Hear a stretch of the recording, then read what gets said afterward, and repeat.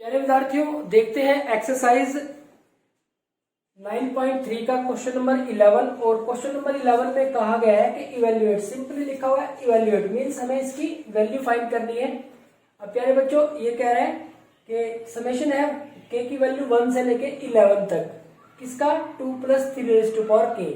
तो प्यारे बच्चों, इसका मतलब है यहाँ पहले हमें के की जगह पे 1 पुट करना पड़ेगा, तो कितना हो जाएगा 2 + 3 प्लस इन सभी का सम है। अब k की जगह पे 2 पुट करना पड़ेगा, तो ये हो जाएगा 2 + 3 प्लस अब k की जगह पे 3 पुट करना पड़ेगा, 2 + 3 प्लस इस तरह से चलता रहेगा। और लास्ट में हम क्या पुट करेंगे, k की जगह पे 11 पुट कर देंगे, तो ये हो जाएगा 2 + 3 तो प्यारे बच्चों, अब हमें इसको सोल्व करना है।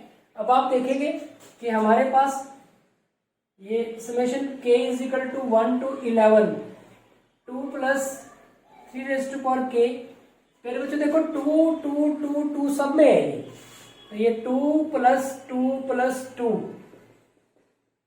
2 ये सब में है।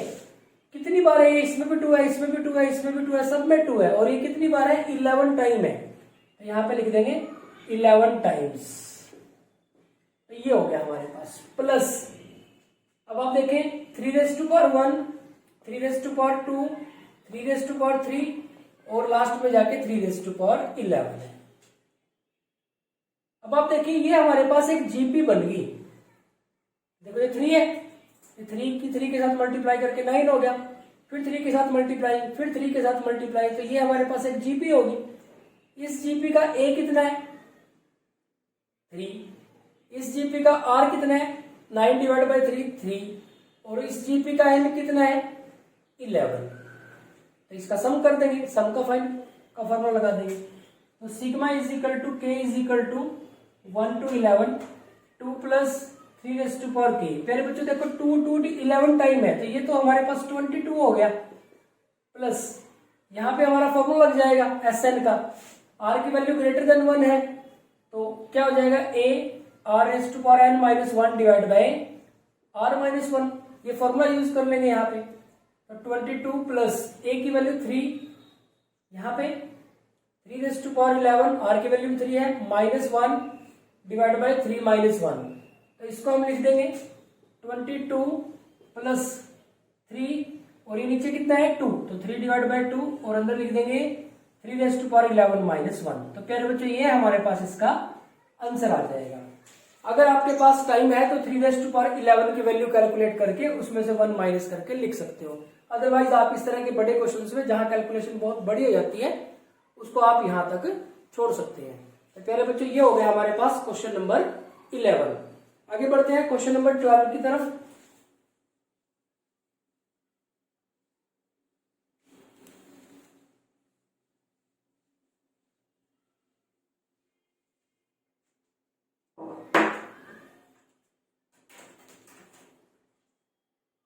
पहले बच्चों क्वेश्चन नंबर 12 है हमारे पास, एक स्टेटमेंट टाइप का इंपॉर्टेंट क्वेश्चन है।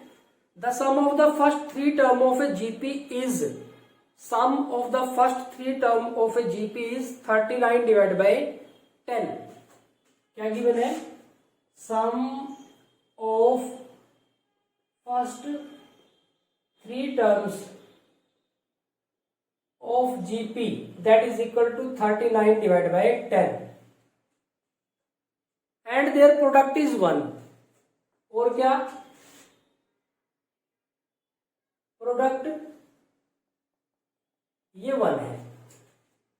Find the common ratio and the terms, तो हमें क्या कैलकुलेट करना है, कॉमन रेशियो और टर्म्स फाइंड करनी है। Find common ratios and terms, जो तीनों टर्म है वो कैलकुलेट करनी है। तो प्यारे बच्चों, एक बेहद इंपॉर्टेंट क्वेश्चन है। यहां पे आप एक चीज ध्यान रखेंगे कि जीपी की 3 टर्म, फर्स्ट 3 टर्म्स की बात हो रही है, तो जीपी की फर्स्ट 3 टर्म को हम क्या मानते हैं, जीपी की फर्स्ट 3 टर्म्स को हम मानते हैं ए आर और AR²। तो let the first three terms of GPR क्या है, AR और AR स्क्वायर। दिस इंप्लाइज हमारे पास गिवन क्या है, सम उनका गिवन है 39 divide by 10 means A plus AR plus AR square, ये गिवन है 39 डिवाइड बाई 10।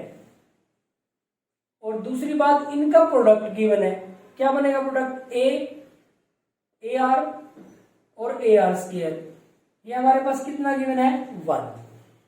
अब प्यारे बच्चों यहां से हमारे पास कितना हो गया, A क्यूब R क्यूब कितना आ गया हमारे पास 1, तो यहां से AR का क्यूब कितना हो गया 1, तो इसको हम 1 का क्यूब लिख सकते हैं।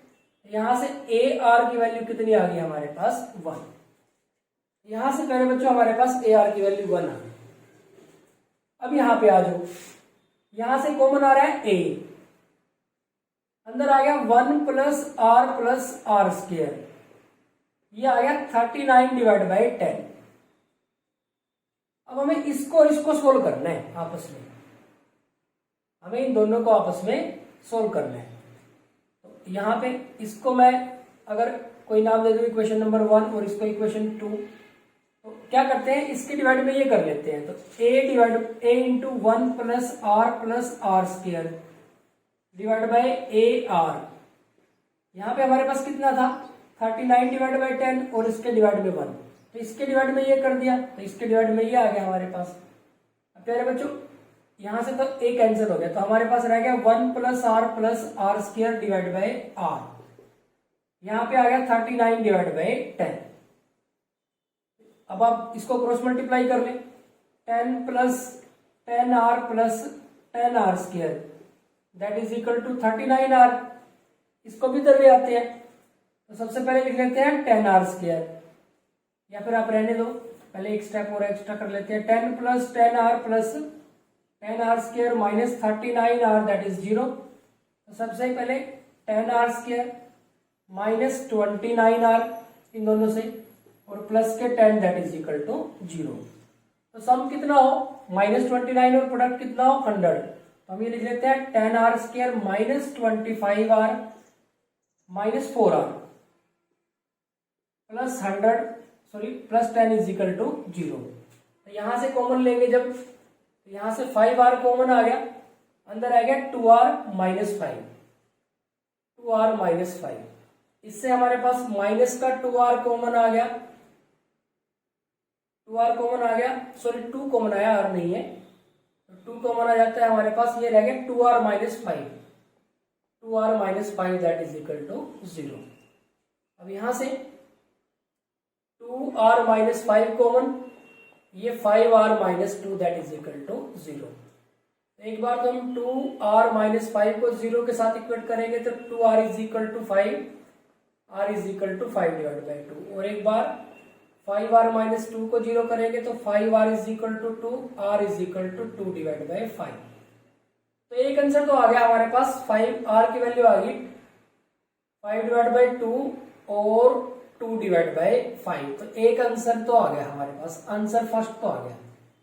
कॉमन रेशियो टर्म्स कैलकुलेट करनी है हमें। अब टर्म्स हमारी कौन कौन सी है, एक तो है A,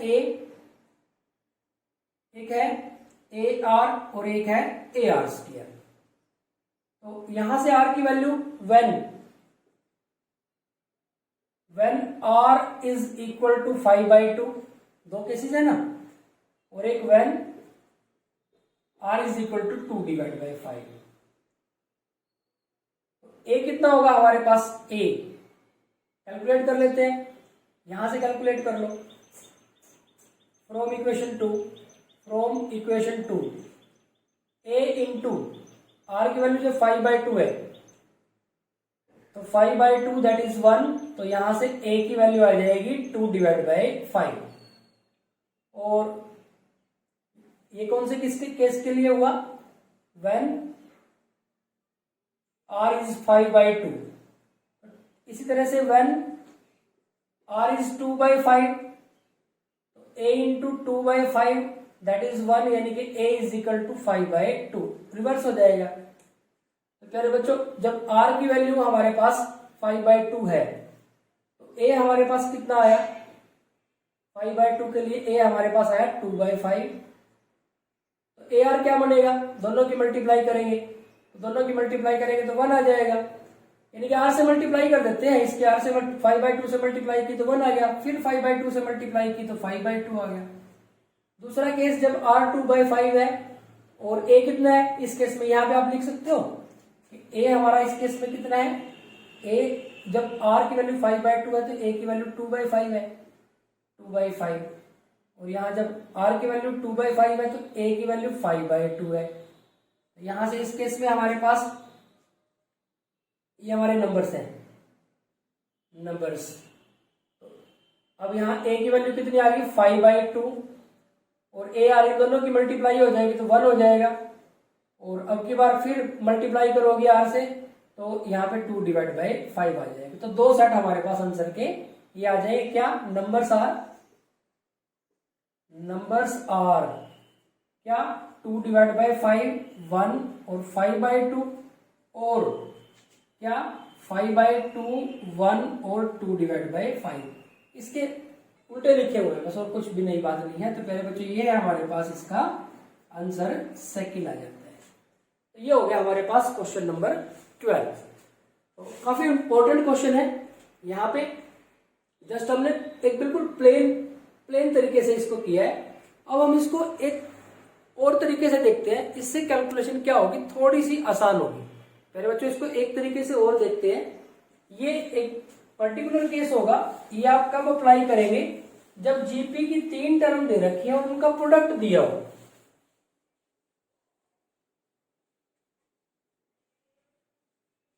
तो आप आंसर ध्यान रखना आपने, ये हमने आंसर छोड़ दिए, ये 2/5 था यहाँ पे 2/5, और r की वैल्यू हमें पता ही है कि 5/2 और 2/5 है, आंसर को हमने छोड़ दिया। अब दूसरे तरीके से देखते हैं इसको। तो प्यारे बच्चों जब भी 3 टर्म की बात हो और प्रोडक्ट हमें दे रखी है, जब भी 3 टर्म जीपी की 3 टर्म की बात है और प्रोडक्ट दे रखी है, तो 3 टर्म को आप ऐसे मान सकते हो, a/r, a और ar। इसका बेनिफिट बताता हूं अभी आपको। अब आप देखो, आपको 3 टर्म दे रखी है तो आपने मान ली a/r, a और ar। देखो इनकी ये पहले तो चेक करो जीपी में है कि नहीं, हर बार r से मल्टीप्लाई हो रहा है, बिल्कुल हो रहा है। तो यानी कि 3 टर्म जीपी के लिए है। अब ऐसे ही क्यों मानी, अब देखो सम दे रखा था a/r plus a plus ar, ये सम दे रखा है आपको 39/10, और दूसरा प्रोडक्ट दे रखा है a/r multiplied by a multiplied by ar 1। अब आप देखेंगे r कैंसिल, तो a cube is equal to 1, यानी कि 1 का क्यूब, तो a की वैल्यू कितनी आ गई, 1 आ गई। सीधा ही आपके पास a की वैल्यू 1 आ जाती है। अब ये a की वैल्यू यहां पे रख दे, तो ये 1/r plus 1 plus r that is equal to 39/10। अब इसका जो एलसीएम है वो क्या है, 10r है। तो आप या तो थोड़ा सा छोटा कर लें, या मुझे ऐसा लगता है कि जब भी इस तरह की इक्वेशन बने, जो एलसीएम होता है पूरी इक्वेशन का, उससे मल्टीप्लाई कर देते हैं। तो मल्टीप्लाइंग बाय 10r से मल्टीप्लाई कर दिया पूरी इक्वेशन को, तो यहां से देखो कितना रह गया, 10 रह गया, ये 10r आ गया, ये 10r स्क्वायर हो गया, ये 39r आ गया, इधर आ जाएगा तो वही 10r स्क्वायर माइनस 39, चलो पूरा लिख लेते हैं, यहाँ पे 10 plus 10r plus 10r square minus 39r that is 0। तो ये 10r square minus 29r plus 10 that is equal to 0। तो प्यारे बच्चों देखो वहीं पे पहुंच गया। तो यहां से जब आपने सोल्व किया था तो 10r square minus 25r minus 4r plus 10 that is 0। तो ये 5r common, 2r minus 5 minus 2 common, 2r minus 5, तो ये 2r माइनस 5 और ये 5r माइनस 2 दैट इज 0। एक बार तो हमारे पास 2r माइनस 5 इक्वल टू 0 और एक बार 5r माइनस 2 इक्वल टू 0 रख देते हैं। तो यहां से 2r की वैल्यू 5 और r की वैल्यू आ गई 5/2। यहां से 5r is equal to 2, r is equal to 2/5। तो कॉमन रेशियो आ गया हमारे पास ये। अब देखो ए है हमारे पास 1 और r है हमारे पास 5/2, एक केस। और दूसरा केस है a है 1 और r है हमारे पास 2/5। नंबर हमने क्या माने, a डिवाइड बाई r और a और ar, 3 नंबर है हमारे पास ये। तो यहां से a 1 डिवाइड बाई 5/2, ये 1 और ये 1 इंटू 5/2। तो प्यारे बच्चों ये 2 ऊपर चला जाएगा, यानी कि 2/5, ये 1 और ये 5/2। तो एक आंसर आ गया यहाँ पे। अब की बार ये सेट लेते हैं, a की वैल्यू है 1 और r की वैल्यू है 2/5। ये a की जगह पे 1 और ये 1 इंटू 2/5। तो यहाँ से ये 5/2 हो गया, ये 1 हो गया और ये 2/5 हो गया। तो ये हमारे पास सेकंड आंसर। तो इस तरीके से भी आप इसको कर सकते हैं। तो ये थोड़ा सा ज्यादा इजी हो जाता है प्यारे बच्चों, लेकिन ये अप्लाई तभी करोगे जब आपके पास 3 नंबर का प्रोडक्ट दे रखा हो। क्योंकि अगर प्रोडक्ट नहीं दे रखा तो आपको कोई बेनिफिट नहीं होने का। यहाँ से प्रोडक्ट से क्या होगा, डायरेक्ट आपके पास ए की वैल्यू आ जाएगी और ए की वैल्यू दूसरी कंडीशन में पुट कर दोगे तो आपके पास किसकी वैल्यू आ जाएगी, आर की वैल्यू आ जाएगी। और ए और आर से आप इस क्वेश्चन को सोल्व कर लोगे। तो यहाँ पे हमारा जो क्वेश्चन नंबर 12 है वो कंप्लीट हो जाता है। प्यारे बच्चों आगे बढ़ते हैं क्वेश्चन नंबर 13 की तरफ।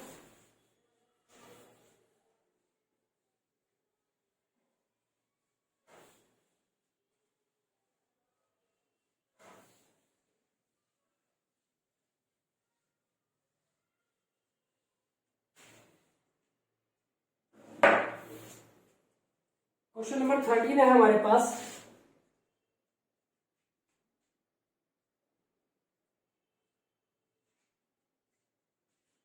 How many term of the GP, GP की कितनी टर्म, जीपी है हमारे पास 3, 3 square, 3 cube and so on, are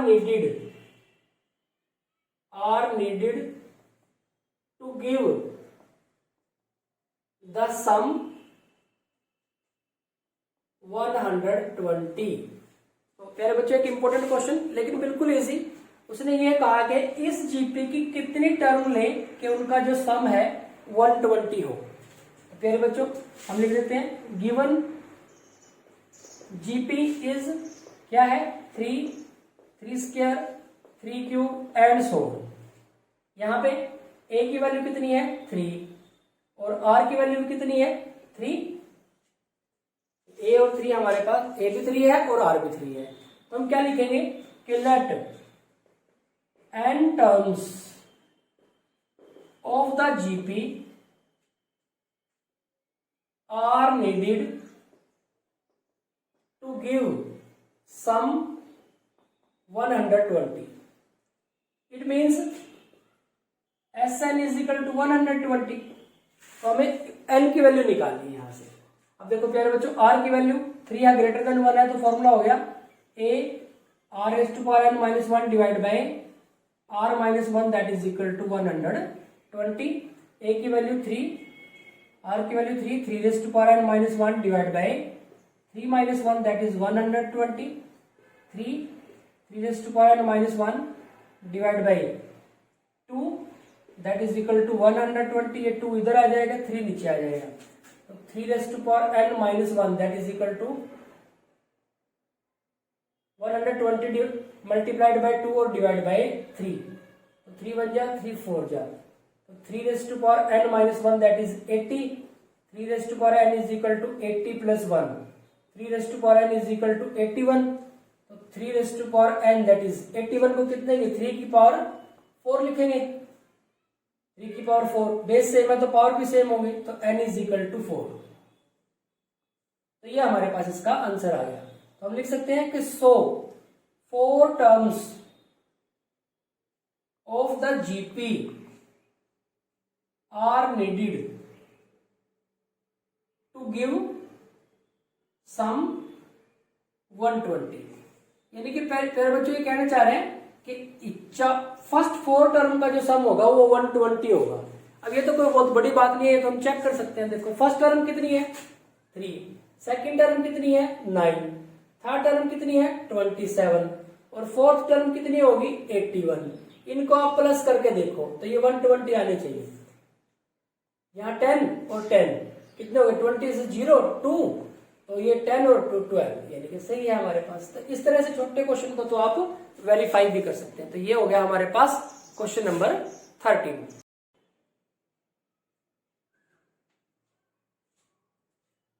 प्यारे विद्यार्थियों, देखते हैं एक्सरसाइज 9.3 का क्वेश्चन नंबर 14। और क्वेश्चन नंबर 14 में कहा गया है कि sum of the first 3 terms of GP is 16।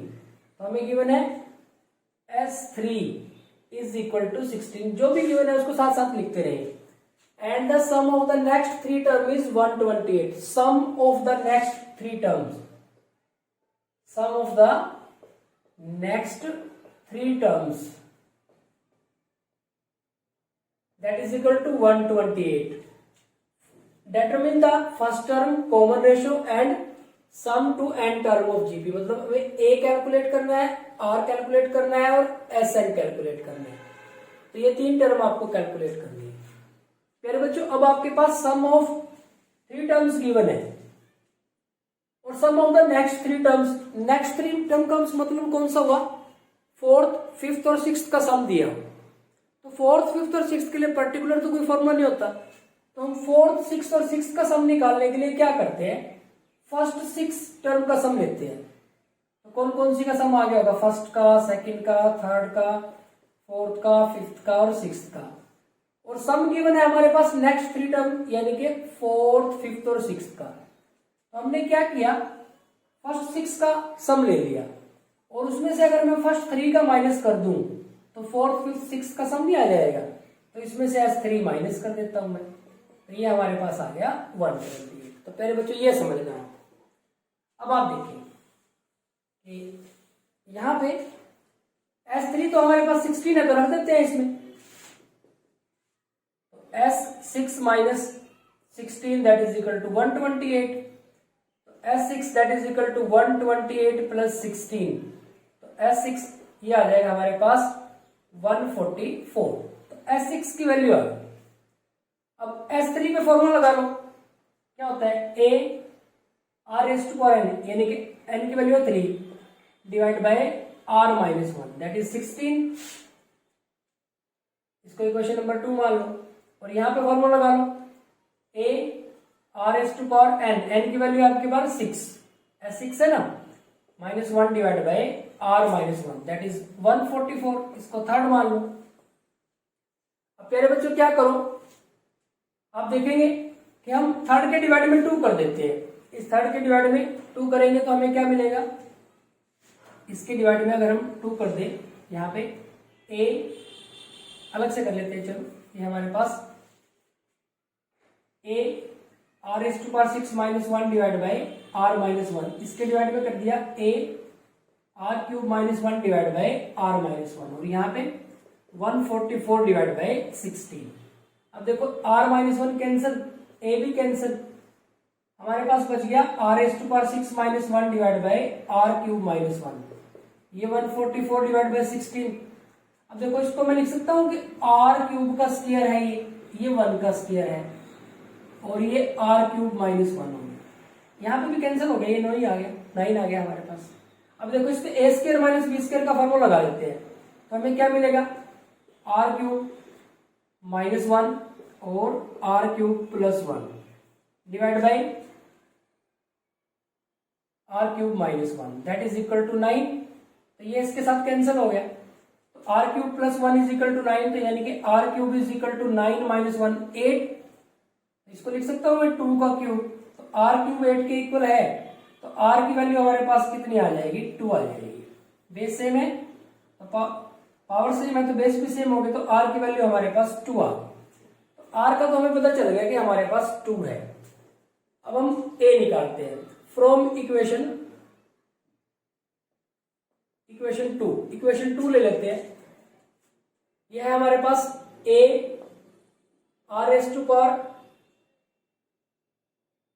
R³ minus 1 divide by R minus 1, ये है हमारे पास 16।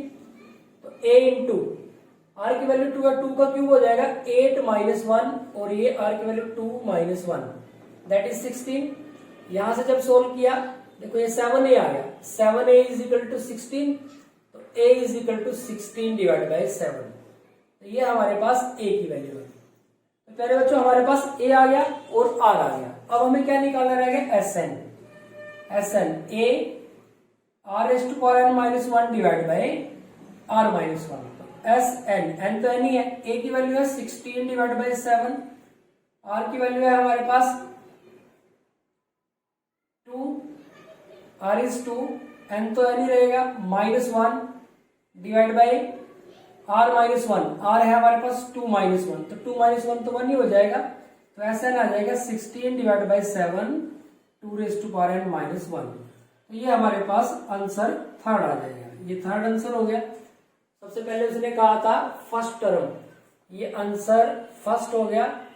और यहाँ पे आर की वैल्यू जो आई है ये हमारा आंसर सेकंड हो गया। तो ए आ गया हमारे पास, आर आ गया हमारे पास और एस एन आ गया। तो ये हो गया हमारे पास क्वेश्चन नंबर 16।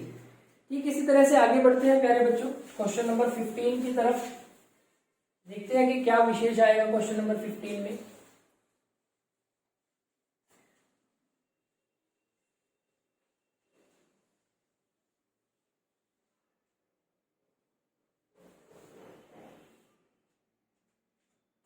बात करें अगर क्वेश्चन नंबर 15 की, तो क्वेश्चन नंबर 15 में है हमारे पास given in a GP with a is equal to 729 and seventh term is 64। Seventh term is 64, यानी कि a7 is equal to 64। Determine s7, तो s7 हमें कैलकुलेट करना है। तो क्वेश्चन नंबर 15 तो बिल्कुल इजी हो गया हमारे पास। अब देखो a हमारे पास 729 है और सेवंथ टर्म हमारे पास 64 है। तो सेवंथ टर्म का फॉर्मूला क्या होगा हमारे पास, a r raise to power 6 that is 64। a की value 729, r raise to power that is equal to 64। r raise to power 6 हमारे पास 64 डिवाइड बाय 729 हो गया। r रेज़ टू पावर 6, ये 2 रेज़ टू पावर 6 है और ये 3 रेज़ टू पावर 6 है। तो r रेज़ टू पावर 6 यानी कि 2/3 इट्स पावर 6 हो गया। दो टर्म इक्वल है, पावर इक्वल है, तो यानी कि बेस भी सेम होगी। तो यहाँ पे r की वैल्यू कितनी आ गई, 2 डिवाइड बाई 3। r का पता चल गया, a का पता हमें पहले ही है, s7 निकालना है।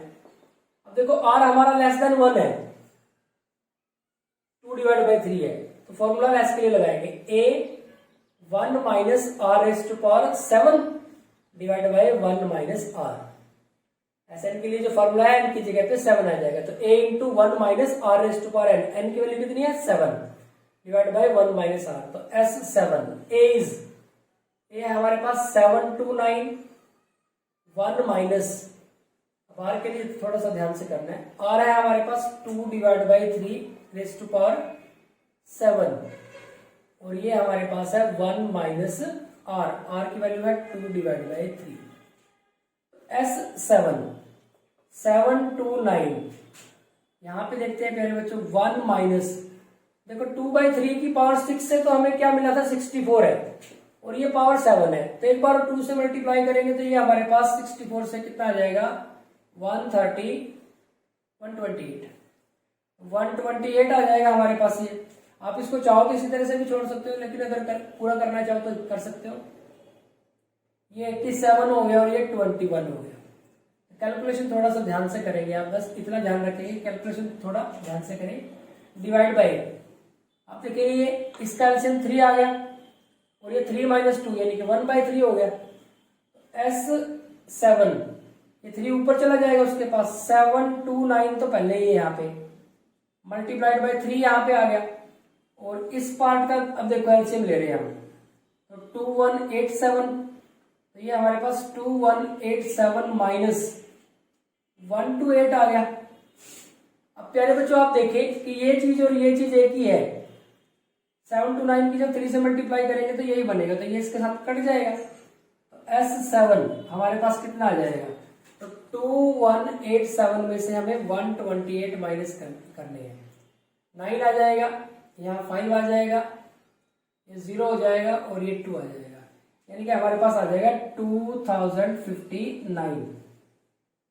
ये हमारे पास आंसर आ जाएगा। तो प्यारे बच्चों बिल्कुल सिंपल क्वेश्चन था, कुछ भी नई बात इसके अंदर नहीं थी। नेक्स्ट आगे बढ़ते हैं क्वेश्चन नंबर 16 की तरफ।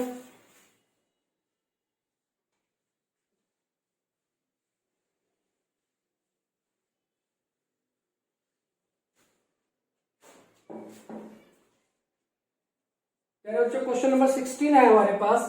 16 में कहा गया है कि find a GP for which, GP find करनी है। जीपी फाइंड करने के लिए हमें ए और आर चाहिए, तो हर बार आर से मल्टीप्लाई करते रहेंगे, जीपी बन जाएगी।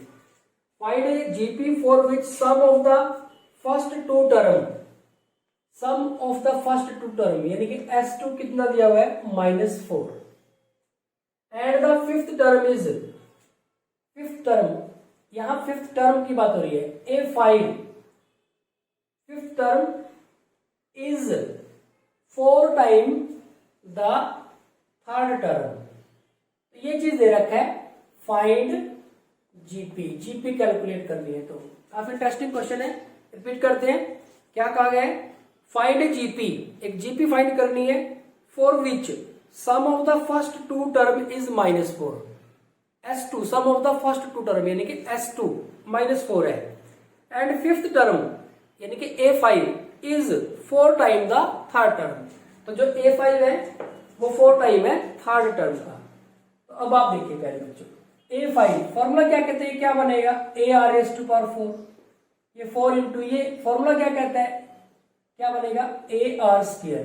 अब आप देखेंगे A कैंसिल कर दिया हमने और R² कैंसिल कर दिया, तो यहां पे कितना रह गया R², R² is equal to 4। तो R² की वैल्यू हमारे पास कितनी आ गई 4 आ गई। तो R की वैल्यू कितनी आ जाएगी हमारे पास +-2। तो दो केसेस बनेंगे, जब R की वैल्यू 2 है और जब R की वैल्यू -2 है। तो हमें क्या मिल गया, R तो मिल गया, हमें जीपी फाइंड करनी है। तो जीपी क्या है हमारे पास A, AR, AR², AR³ इस तरह चलेगी। R तो मिल गया, A फाइंड करना रह गया, A यहां से फाइंड करने के। अब देखो sum of the first two term, पहली दो टर्म का सम है, तो इस पे फॉर्मूला लगाने की जरूरत नहीं, सिंपल देखो ये दो टर्म, पहले लिख दो A और दूसरी है हमारे पास AR, ये -4 है, A कॉमन आ गया, 1 + R कितना आ गया -4। तो यहां से when R is equal to 2, तो ये A इंटू 1 + 2 यानी कि 3 दैट इज इक्वल टू -4। तो 3A इज इक्वल टू -4 और यहां से A की वैल्यू कितनी आ जाएगी हमारे पास -4/3।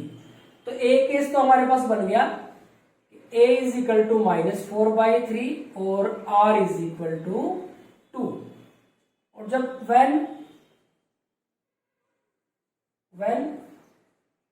R is equal to -2 put करेंगे तो A इंटू 1 - 2 तो -1 आ जाएगा, that is equal to -4।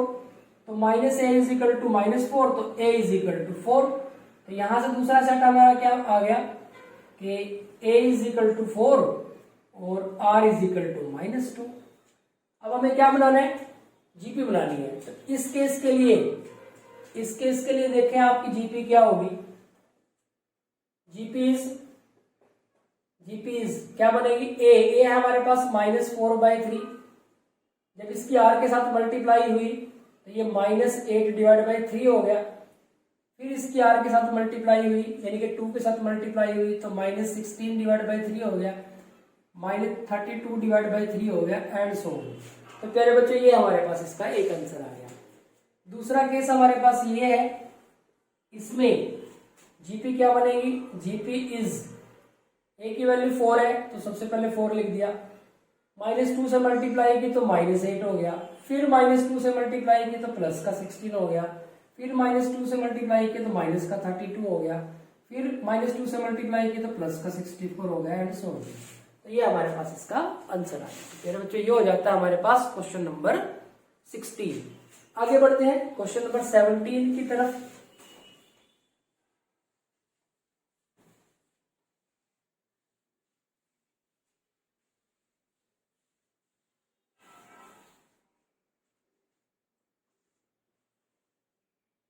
Question number 17 है प्यारे बच्चों हमारे पास,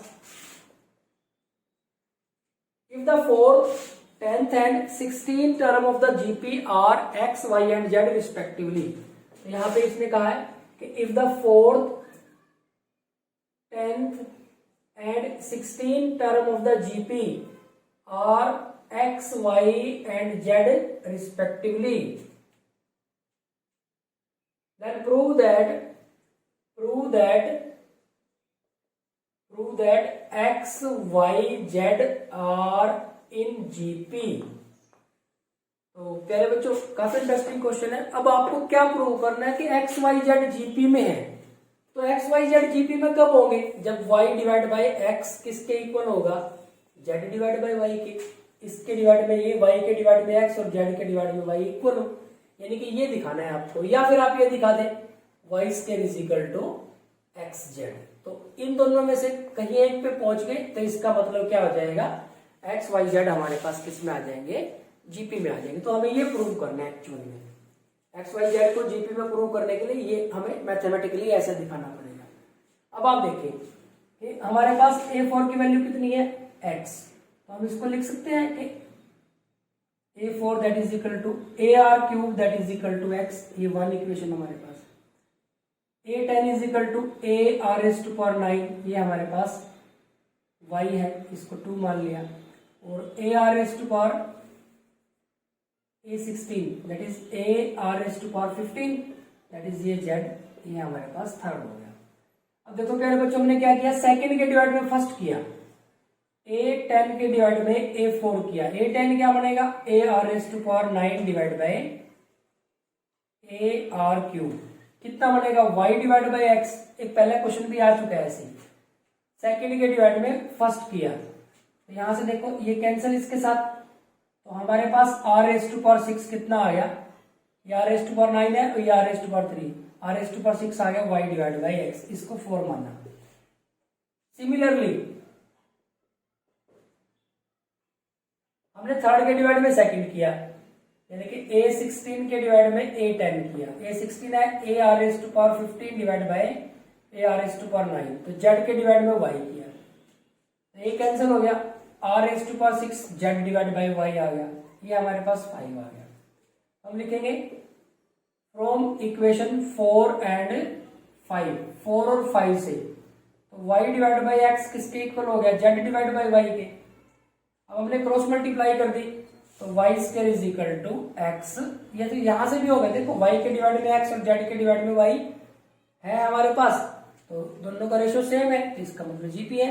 या फिर या आप ऐसे लिख सकते हो, so x, y, z are in GP, hence prove.